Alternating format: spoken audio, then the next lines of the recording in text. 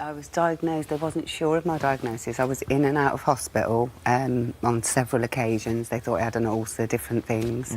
And I was in for quite a long amount of time when they realised I'd had something to eat because I couldn't eat. I had a line fitted through my neck, it came out here, and it was TPN. I had to be fed through liquid. And I had an operation to remove the ovary because they'd realised through a CT scan that I had ovarian cancer, but that's all I thought I had. So I went home, went back the next week for the operation. I went in and they removed the ovary. They prepared me for a stoma, and they'd done biopsies. And they didn't know if I'd need a hysterectomy. They didn't know where it was at this point. At its worst, how bad was it? Oh, I had 6 weeks to live without treatment. And it had gone? It was all secondary, what this is. It was in my small bowel, which was inoperable, incurable. I had 3 big tumours in there. The whole of my stomach was speckled in spots of cancer. What were you told? Basically, it wasn't operable. It wasn't curable. Chemo might buy me time. Hopefully they'd be able to get me eating before I died. Oh my gosh, So how horrible for you. I went back up to the ward. I just wanted to get out of the hospital. I went to the pub with my friend, my best friend Annette, and I just sat outside the Red Line in my pyjamas. I had a PICC line in my arm here at this point, which eventually got sepsis with my first lot of chemo. Oh gosh. And then I carried on. Well, my friends had researched the oil from Rick Simpson. So this is Rick Simpson. He claimed that his skin cancer was cured by taking this cannabis oil. He was the founder of it that realised that it actually cures cancer, and it's the THC that eats the cancer.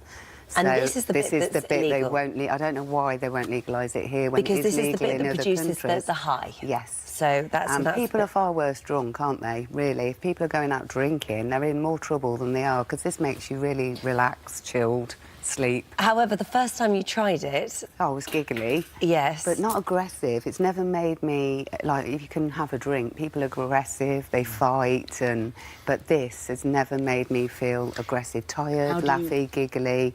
And if you drink with it, it's not good because you hallucinate. How do you take it? I take it in a little capsule. I bought these online. I squirt it in there, and I don't like the taste of it. And this is it. This is the oil. This is the oil. So that's about 5 mils. That's not 5 mils. Oh, sorry. 5 mils is there. Oh, okay. So that's 3 mils. Yeah. And you normally buy it in. Am I right? In 5 mil? 5 mil syringe. Okay. Yeah. And it's £250 to buy that. Yeah. And how long would that last you? Probably about between 5 and 6 months. I do take a bit more now because in August, when I got sepsis in this line I had taken out, I decided then I wasn't going to have, because I was on chemo 3 days a week, every 2 weeks, attached to my line, and I'd had enough at that point, and I just went, I don't want this anymore. And I hit the oil every night, and I was playing with it because I didn't want to take it. I didn't like the feeling. And I didn't know if it'd really work. I was a bit sceptical, to be honest. Well, my next scan then, when I'd only had like 1 lot of chemo, and then I had a scan, and the results were absolutely astounding. It's all gone. In my pelvis, ovary, stomach, small bowel, the tumours have gone. God. There's a little bit left in my gastric stomach. There are a number of occasions, we've interviewed people on the sofa here. How come at this stage we know so little about its curative effects?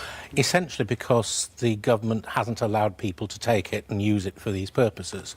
As far as cancer is concerned, there's around 20 to 25 years of evidence from tissue studies, animal studies, and anecdotal reports like Joy's here of quite remarkable, quite very profound effects, and up to the level of cures in some cases.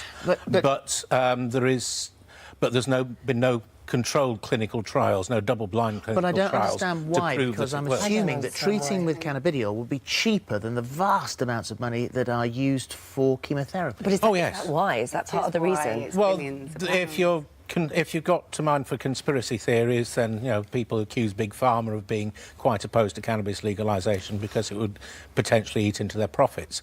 But in terms of cancer, what the animals and the tissue studies have shown is that it causes the cancer cells to commit suicide. It's a process that's known scientifically as apoptosis, which basically is called programmed cell death. And it also prevents or reduces the level of the blood supply to tumour tissues, so it tends to sort of shrivel them at one level and then sort of knock them out completely at the other. How important Can I just say, though, it doesn't work for all cancers. Yeah. And it doesn't work for all individuals. So one cancer in different individuals might have different effects, and different people have got different susceptibilities to cannabis. How important is this THC? Because we've got a Home Office spokesman said that a CBD product which contains any trace of the psychoactive compounds that are found in cannabis, such as THC, therefore unlawful to possess and to supply. I mean, you're breaking the law. How essential in the product is the THC? There are different, obviously, for different medical conditions, the cannabinoid balance is changed. So for epilepsy, for instance, CBD is the compound that you're really after because it's anticonvulsant, and it's you can actually buy also yeah, that is actually legal in this country. And that's legal, yeah. THC is the one that has the effects on things like multiple sclerosis, on the sort of cancer, on various other conditions, and pain relief particularly, and that's the one that's illegal because it gets people high, and the government regards people getting high as a very serious side effect, whereas the individuals that take it, some people regard it as an adverse effect, some people regard it as a beneficial effect. Joy, I mean, as we've just discussed here, you are breaking the law. Do you worry about getting into trouble with the police? Not at all. It's my life. When your back's against the wall and you get told you've got 6 weeks to live, you'll try anything. Yeah. And I've never touched a drug in my life, but, you know... And will you continue to use it? I will, yeah.